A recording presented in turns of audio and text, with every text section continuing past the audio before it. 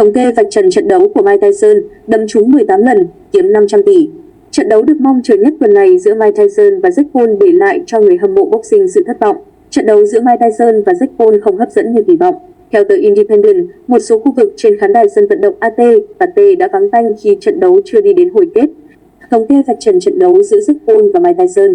Khán giả đến sân AT và T không hài lòng với sự kiện chính sau nhiều giờ chờ đợi. Trong nửa sau của trận đấu, tiếng la ó vang lên vì thiếu những pha hành động đáng chú ý. Jake Paul, 27 tuổi, đánh bại Mike Tyson, 58 tuổi, bằng tính điểm sau 8 hiệp, mỗi hiệp kéo dài 2 phút. Các trọng tài chấm điểm 80-72, 79-73 và 79-73 nghiêng về phía Jake Paul. Đây là trận đấu chuyên nghiệp đầu tiên của Tyson kể từ năm 2005. Tay đấm kỳ cựu không còn giữ được sức mạnh và sự liên tục trong những cú đấm của mình. Mặc dù Paul giành chiến thắng dễ dàng về điểm số, nhưng các số liệu thống kê sau trận đã phơi bày sự thật về việc Tyson gần như không thể tạo ra uy hiếp đáng kể lên đối thủ. Theo thống kê của CompuBox, Tyson chỉ tung ra 18 cú đấm trúng đích trong suốt 8 hiệp đấu. Trong số 13 cú đấm body pump mà ông thực hiện, chỉ có 4 cú trúng mục tiêu. Bên cạnh đó, Tyson tung ra 5 cú giáp nhưng không một cú nào trúng đích. Tổng cộng, Tyson tung ra 97 cú đấm, nghĩa là võ sĩ kỳ cựu này chỉ có tỷ lệ đấm chính xác là 18%. Paul, 27 tuổi, đã tung ra 278 cú đấm, nhiều hơn gần 200 cú so với đối thủ lớn tuổi của mình. Jake Paul tung ra 78 cú đấm chính xác với tỷ lệ thành công là 28% mặc dù đối thủ của anh không di chuyển nhiều. Hiệp đấu bùng nổ nhất của Paul là hiệp 3 khi võ sĩ này tung ra 44 cú đấm, trong đó có 16 cú đấm trúng đích. Theo tờ The Sun, hiệp đấu thứ 5 diễn ra một cách đáng thất vọng khi cả hai chỉ thực hiện được 4 cú đấm trúng đích, khiến chất lượng trận đấu không xứng với sự kỳ vọng ban đầu. Jake Paul cũng không cố gắng tung đòn hạ gục đối thủ. Khi các số liệu thống kê được hiển thị trên màn hình trong trận đấu, một bình luận viên buồn bã nhận xét, nhìn vào những con số này, tôi không muốn nói, nhưng chúng thật sự khá buồn. Mike Tyson tái xuất chỉ vì tiền. Cây bút Conor Lockry của tờ Rolling Stone viết sau trận so găng ở sân vận động AT và T ở Dallas vào hôm nay. Trận quyền Anh tuyệt vời đã diễn ra hôm nay, nhưng không phải giữa Jake Paul và Mike Tyson. Theo đánh giá của Conor Lockry, cuộc so găng giữa Mike Tyson và Jake Paul là thiếu đẳng cấp. Khoảnh khắc mà Conor Lockry đánh giá cao nhất ở trận đấu này lại là cái cúi đầu của Jake Paul trước Mike Tyson ở cuối trận. Trong những giây cuối cùng của trận đấu được mong đợi, Jake Paul có lẽ lần đầu tiên trong cuộc đời trưởng thành đầy kỳ lạ của mình có một khoảnh khắc tỉnh táo. Anh nhìn người đàn ông mệt mỏi trước mặt mình và nhận ra sự to lớn của việc đối đầu với một huyền thoại thể thao. Paul cuối cùng ngừng cố gắng tấn công bằng cú móc và thay vào đó cúi đầu. Đó là một khoảnh khắc thực sự cảm động, Conor Lockry viết.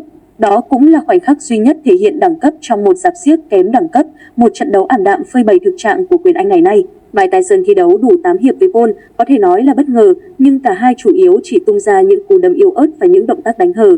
Tyson bắt đầu khá mạnh mẽ với cú giáp đặc trưng nhưng nó không kéo dài. Đến hiệp thứ 3, Tyson đã lộ rõ hình ảnh của một người đàn ông già yếu, không còn đáng sợ như xưa. Đôi mắt ông không còn ánh lên sự hung dữ quen thuộc mà chỉ là sự mệt mỏi. Giữa các hiệp, ông lảo đảo đi về góc đài, dáng vẻ của một người đã cảm nhận rõ ràng tuổi tác của mình, cây bút của Rolling Stone viết.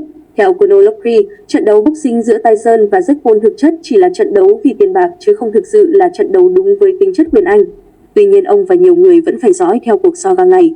Thực tế, trận đấu này không phải về quyền Anh. Nó rõ ràng là về tiền, rất nhiều tiền. Tyson được cho là kiếm được 20 triệu USD, còn Paul nhiều hơn thế nữa.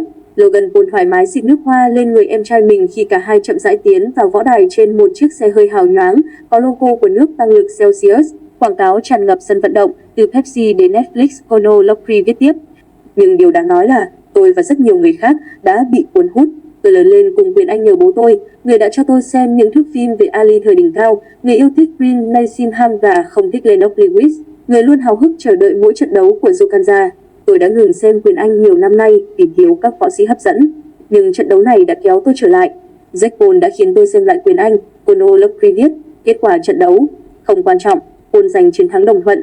Anh đã đấu với một người có thể đáng tuổi ông nội mình, nhưng thực tế là Paul là một võ sĩ có năng lực. Tyson thì kiệt sức.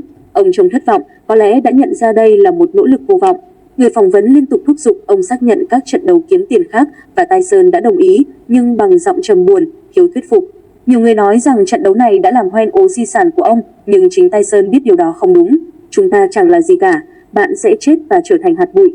Chúng ta hoàn toàn chẳng là gì, di sản của chúng ta chẳng là gì cả, Tyson nói với một phóng viên trẻ vào tuần trước. Đó là một quan điểm lý tưởng nếu bạn định đấu với một YouTuber sau 30 năm đỉnh cao sự nghiệp. Theo cây bút Conor Lockry, có một trận đấu quyền Anh thực sự đáng xem đã diễn ra hôm nay ở sân vận động AT và T tại Đà Lạt. Ở trận đấu diễn ra trước đó, Katie Taylor của Ireland đã chiến thắng xích sao trước Amanda Serrano của Puerto Rico. Đó là một trận đấu phi thường, hai đối thủ ngang tài ngang sức chiến đấu với tốc độ không ngừng nghỉ hết hiệp này đến hiệp khác.